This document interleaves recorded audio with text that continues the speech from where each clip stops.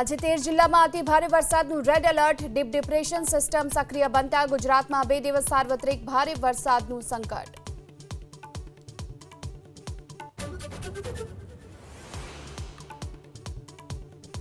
રાજ્યમાં આજે સવારે 4 થી 6 વાગ્યા સુધીમાં 84 તાલુકામાં નોંધાયો વરસાદ. છોટાઉદેપુરના પાવીજેતપુરમાં 2.64 ઇંચ વરસાદ, જાંબુઘોડામાં 2.52 ઇંચ વરસાદ.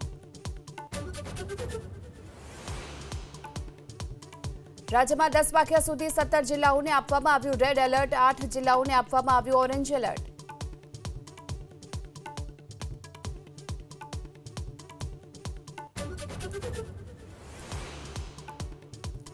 વડોદરા શહેર અને સાવલી આસપાસના વિસ્તારોમાં વરસાદ. છાણી, સમા, નિઝામપુરા, સયાજીગંજ સહિતના વિસ્તારોમાં વરસાદ.